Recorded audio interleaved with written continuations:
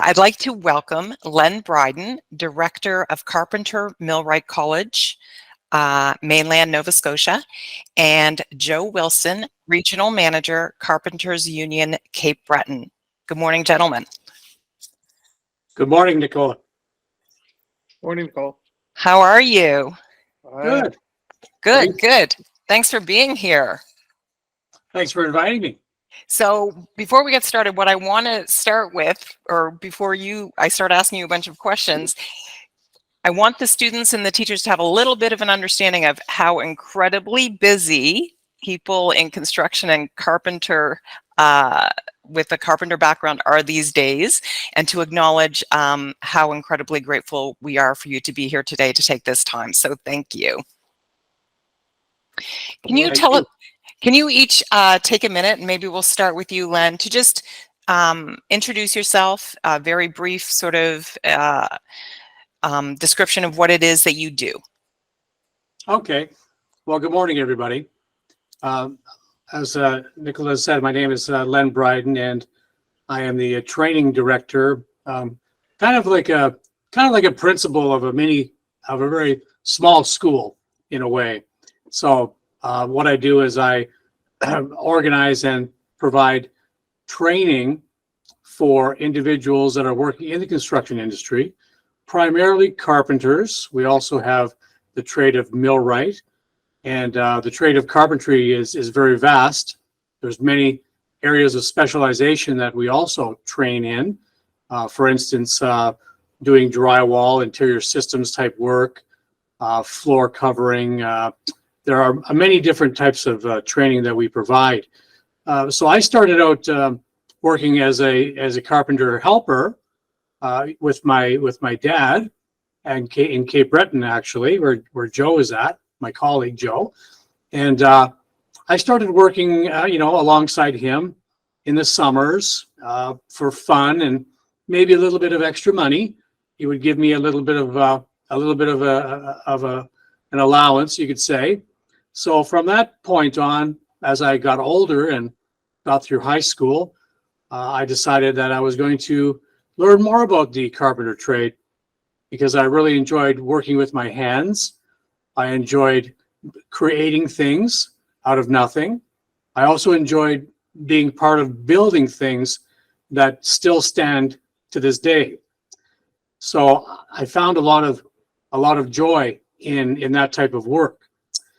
So I moved on. I became a journey person. I apprenticed as a carpenter, and then I became a journey person and continued to work in the trade. And then I realized that I wanted to help educate others.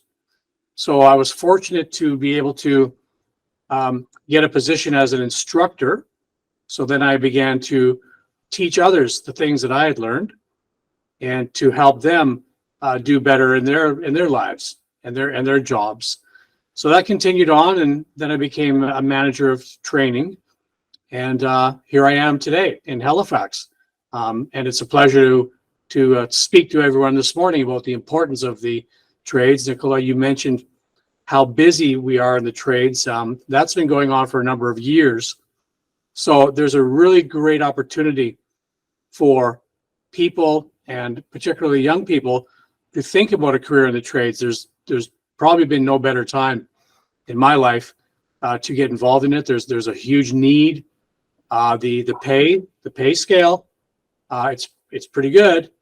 So it's a good way to make money, and there's a lot of benefits to working in the trades. So that's why I'm here, to help promote that, and hopefully we can get some young people that are on the call today to think about a career in the trades, whatever trade that may be. I just happen to have a little bit of knowledge in the carpenter side of it. That's great, Len. Thank you so much. And we're going to dive into some of those points that you mentioned there. Joe, how are you this morning? What do you want to share about your pathway to get to where you are today? Well, again, thanks for having us here. I think this is awesome. I'll kind of start this off. I know you and I spoke yesterday, Nicole, and I am a previous junior achievement alumni, I guess. Back in high school, I really enjoyed it. was nice to get some insight into business at the time. And you know what? I really do have to say that it kind of guided me to where I am today. So as you had mentioned there, I am the regional manager here for Cape Breton Island. At present day, we probably look after roughly around 1,015 members in Cape Breton. Things are really, really, really busy in Cape Breton. There's probably somewhere in the vicinity, almost $3 billion worth of work, $2.5 to $3 billion worth of work. This is unheard of. I have 33 years experience in the trade. Good majority of that is here in Cape Breton. But I, like Len, I moved around after I finished high school. I went to Akerley campus in Dartmouth. I took cabinet carpentry and fine furniture design. And I wasn't done there. I wasn't satisfied with that. I wanted to be a carpenter. I wanted to be a tradesperson out in the field. I'm ADD, ADHD, and all of those things kind of work really well in the trades, believe it or not. And I mean, if the students are listening to that, believe me, it's true. A large majority of the people that are in the trades have one or the other or some sort of. It really does help us in the trade because we're always want to be fidgety and we want to be doing stuff, and it really does work. A lot of the great tradespeople have some sort of issue with ADD or ADHD. So I ended up coming back to Sydney. I'm originally from Glace Bay. I still live there today. I come back here. I went to school in Sydney at the old vocational school. And I got my construction carpentry, and basically my path has not been much different than what Len's is, and through my apprenticeship, and got my journeyman ticket. Done a lot of residential work, a lot of commercial, and got into heavy industrial.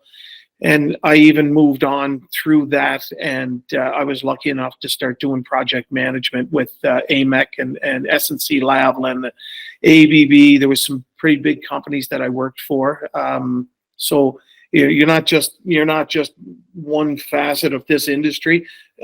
Like with carpentry, once you get into it, there's a lot of different ways you can go once you get your red seal. And so I kind of jumped on that train, and I loved it. It was really fun, which actually helped me in the role I'm in today, because now I manage 6 people here in the office and over 1,000 people in the local. So it is busy. Great job. I would not change it for anything. Just going to touch on a couple little things that I searched up before this. As everybody knows, in Nova Scotia, it's busy. It's busy in Canada, not just Nova Scotia, but here in Cape Breton, we're busy. Len up there in the mainland, they're probably 3 times as busy as we are. So right now, the stats are saying that there's about 22,000 tradespeople needed today, and moving up towards 2023 or up to 2030. That's going to be a constant effort every year to try and fill that. So just in Canada alone, for the tradespeople, there's 300,000 people short by 2030. We in the trades, and I'm sure Len will agree with this, we believe that number is much higher because there's a gap from COVID. There's a lot of people that retired, and so there's a big gap that we're trying to fill today, and that's about that 22,000 people plus. I believe that number is kind of low as well, but going forward, that number is even bigger because the trade schools, when it was a vocational school and the government shut them down and then rebuilt it again through the NSCC, there's a gap there. So I still believe that within the next 5 years, that number is going to grow exponentially. It's going to be a big gap. So there's a lot of room there for a lot of people to get into the trades. And like Len said, the money is good. The benefits are good. Like, we're unionized. So all of that stuff is really phenomenal. Yeah, it's quite incredible. And I think the opportunities, like you said, and just for the 2 of you as mentors to show the opportunities if you're looking to grow and move through your career, as you start as a carpenter, and then you get your red seal. And I know that the students have been doing some work on looking into opportunities for apprenticeship and a little bit about red seal certification. Yep. Can either of you or both of you just talk a little bit about if you go back and you had two different pathways, and Len, you said you were sort of on the ground on the site with your dad, sort of shadowing started that way, and Joe, you went to NSCC Akerley. Can you give the students an idea of what the training is like? So if you think back, what do you actually do? What are the skills that you're learning? I'll jump in first, Len, if you don't mind. So obviously when we go to, I went to school. I'm the only carpenter in my family. So on both sides, actually, on my mom's side and my dad's side. So I am the only carpenter there. So I had nobody to, like Len's dad kind of mentored him to get this rolling. But I ended up going to school. So back in junior high when we had industrial arts and things like that, I found that fun. I like working with the machinery. I like creating things, be able to build it out of your own hands, and you can look at it for years to come. So I took the NSCC route, and it was really good. A lot of great instructors that I dealt with through two different schools that I dealt with. Lots of mentoring as opposed to schooling. I have to say that the schooling you have to learn, but it's the basics. It's the basis of everything. And then once I get into the field, then that's when I end up kind of like Len's dad with him, only I ended up with older carpenters that started to teach me the trade. The trade, you learn a whole lot more in the field from how things are done as industry standards, as opposed to what you do learn the theory side in school. So that's the great aspect of it. And our trade alone as carpentry, it's the biggest trade in all of the building trades. And we look like we're the ones that look after jobs. So the electricians, the plumbers, the HVAC guys, whoever, they all come to us for direction on a daily basis of what's to go where and how it is. So that's the basis of how that was. And then I took opportunities, like when I went into project management, I more or less got mentored as a journeyman carpenter from an engineer who was a civil engineer. And he really wanted to take me in because I was a foreman with him. And he wanted to take me in and teach me more about how the business side of the industry worked. And then that's how I ended up moving through with AMAC and SSC Lavalin and different companies like that. Thank you, Joe. Do you have anything to add on that from your experience, Len? Yeah, just very quickly, very much like, what Joe was saying about there's so many ways that when you get involved with carpentry about how you can go.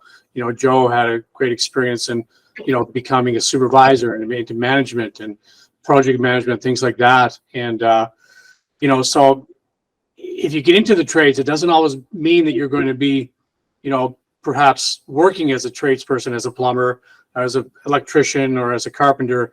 You may find that once you become good at it and an expert in your field, that you may be managing others, and you may be a four person on a job site where you'll be in charge of making sure that schedules are kept and construction timelines are followed. And you may have to be managing individuals as well as you go through the process.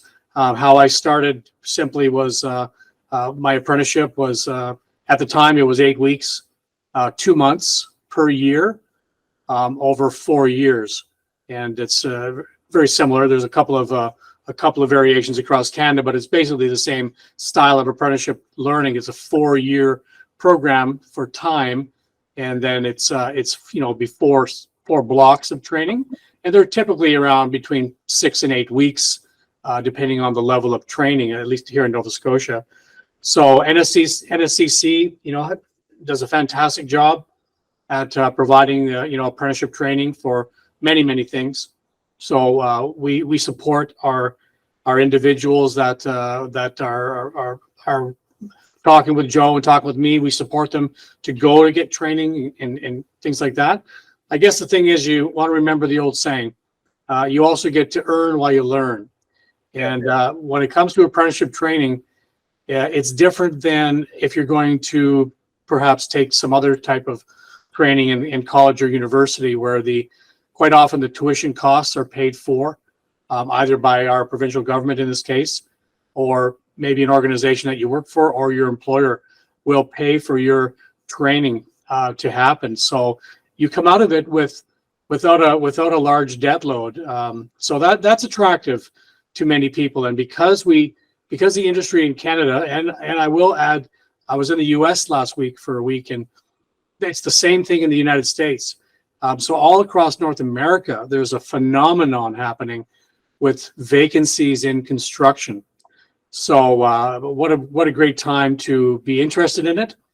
And I would encourage anyone on this call to do some research and find out that getting into the skilled trades is a great way to have a great career and a good life.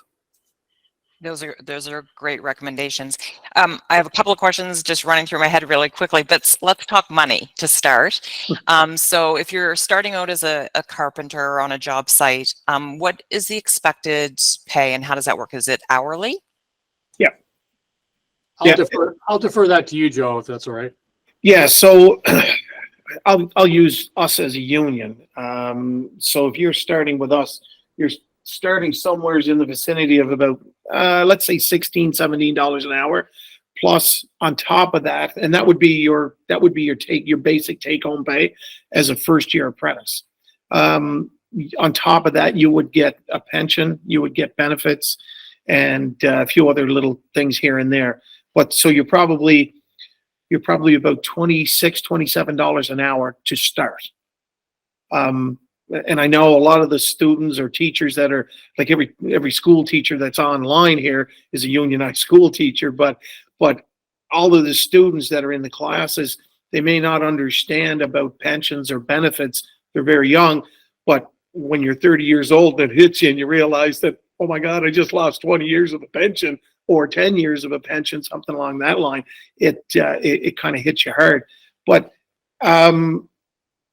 finished here as a journeyman carpenter, your total cost here is about $48 an hour. So you're taking home about 37 of that. So it's pretty good. The money is decent. Residentially today, because of the way that the industry has gone, and there's nobody out there right now to fill the shoes of the guys my age and Len's age that are starting to move out of the trade, and those that have already retired. I would believe that the residential market is somewhat similar today. I do know of contractors that we have in the northern part of Cape Breton that are paying upwards of $45 an hour to do residential work.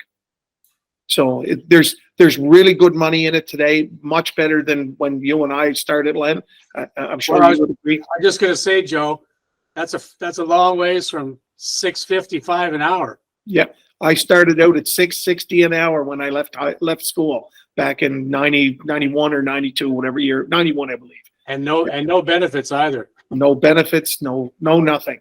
And you worked, and I mean, we worked hard back then. Today, the machinery and things that they have on job sites, the tools, that everything is so much easier today. And the safety too, Joe? I mean, safety it's top notch. It's our thing in the trades is put in a good day's work, an honest day's work, and go home at the end of the day, because it's all about making money for your family. Correct. That's a great point. And of course, the importance of safety is huge in what you do in construction. So thank you for bringing that up.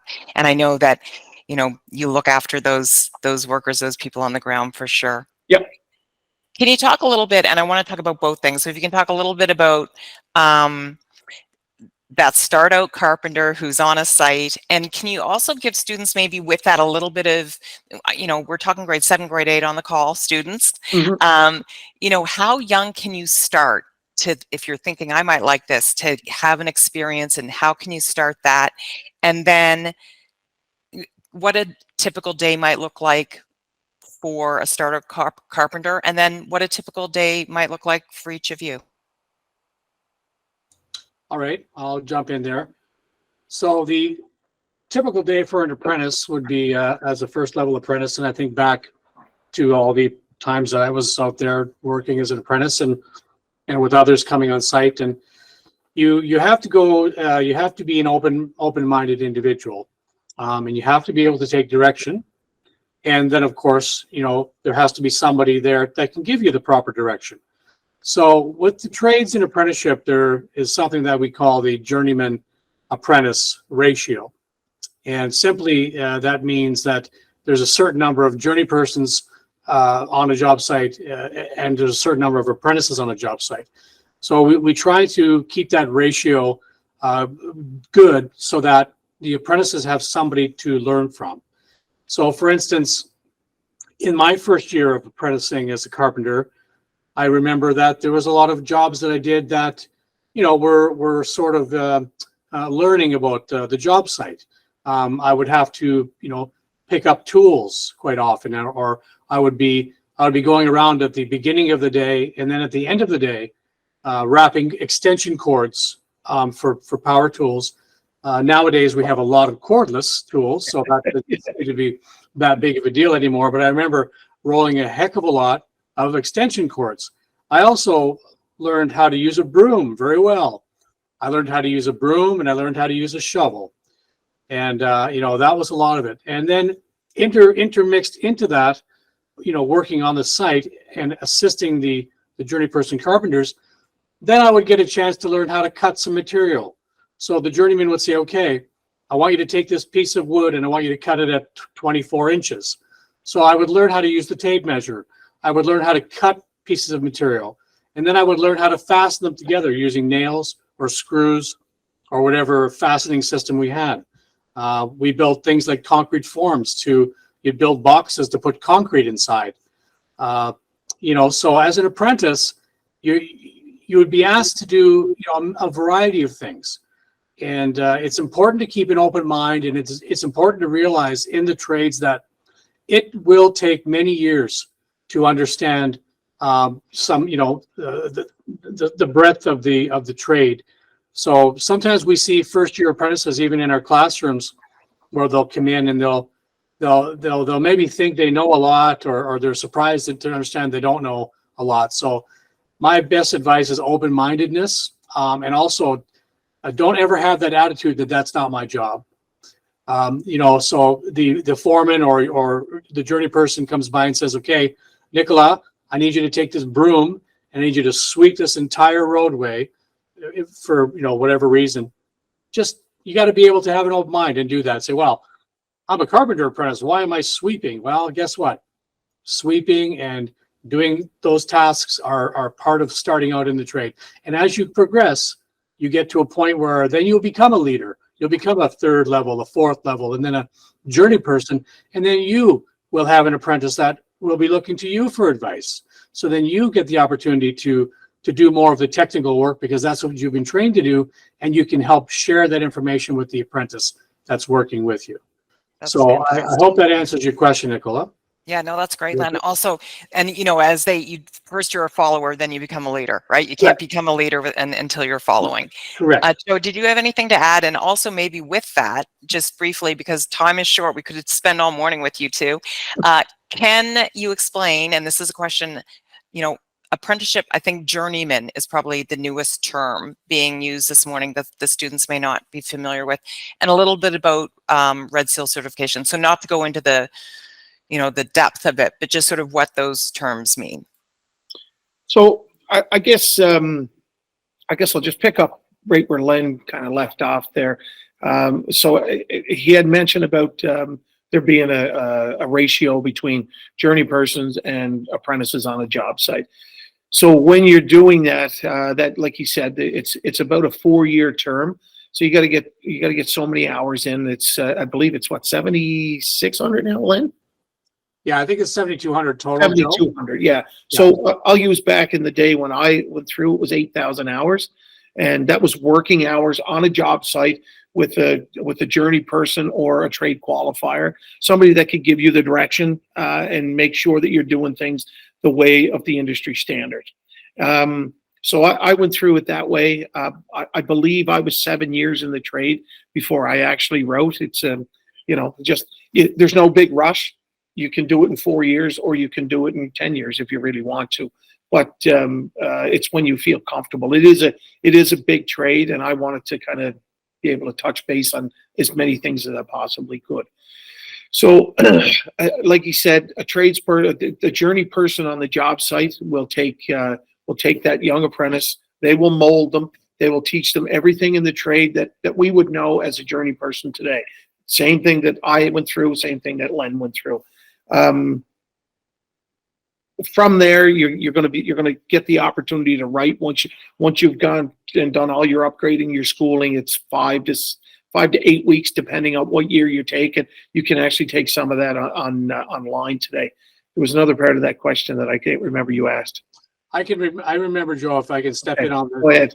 Because this is a good one. And it's like, why are we called journey people? Yes. Yeah. Why are we called journeyman, journeywoman, journey level, journey person? And I did a little research a few years back because I was curious.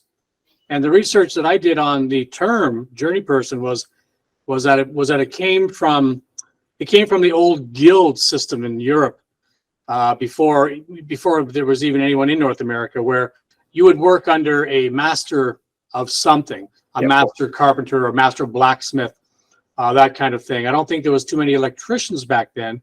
Correct me if I'm wrong, but no, all jokes aside, you learned under a master, and then once you became proficient at the trade or the craft, then you would journey from village to village and from town to town, and you would practice your craft or practice your trade, but you would have to journey. And that's so true even today with Joe and myself.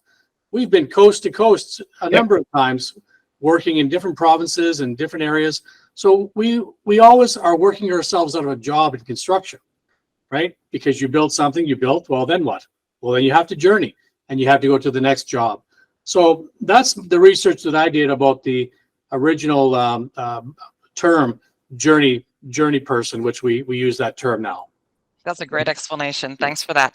So our time is done, but I do want to give a minute for any questions to come through, just because we have another mentor on the call who, like you folks, is very busy.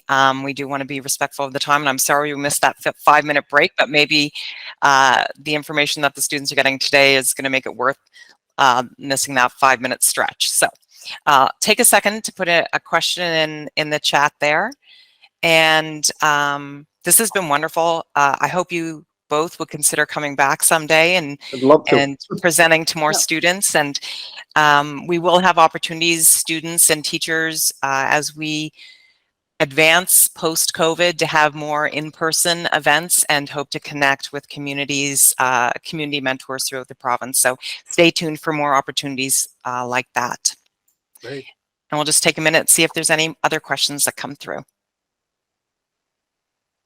And the students, I will tell you, the students do have the opportunity to do a post activity. So sort of to do a little bit of investigation and maybe if they have an interest in one of the positions that you're talking about, even, project manager or all those opportunities to progress from carpenter. So hopefully you've sparked some inspiration there for them to look into what they can do to plan for their future success. Yep. Nicola, I know there was the question I was trying to remember that you asked, and it just hit me.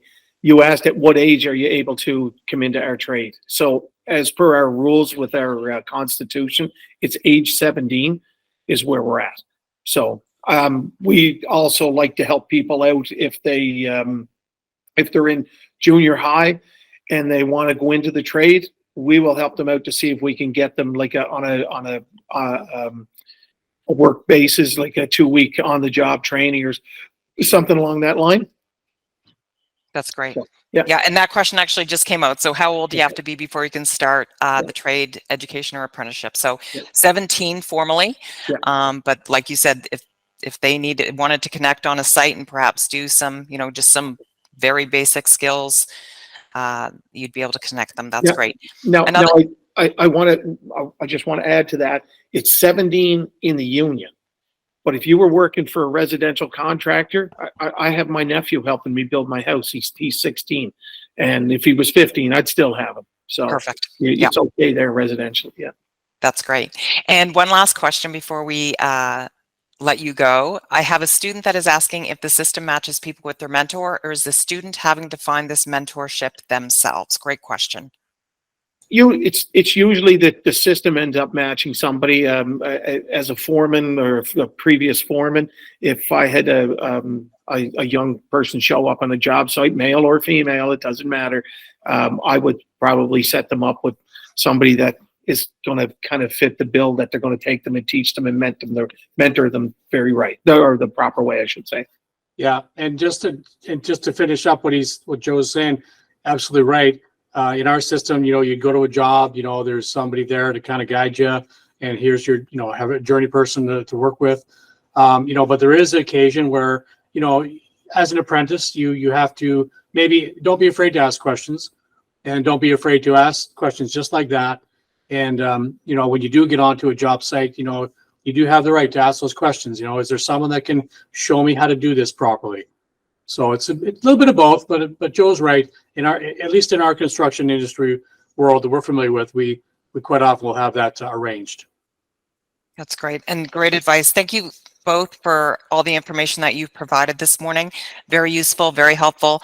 And I think there's probably some students on the call that are thinking this might be a great start for their career and how they can start planning and take those first steps to get there. Perfect. Look forward to hearing from anybody that's interested in this, even if they have any extra questions. You guys you have our email, and I'm open to answering any questions even after this. Perfect. Yeah, same for me. Thank you both. Anything that comes through from here, I will certainly forward on. Okay, thanks. Thank you. Okay, thank you. Bye-bye.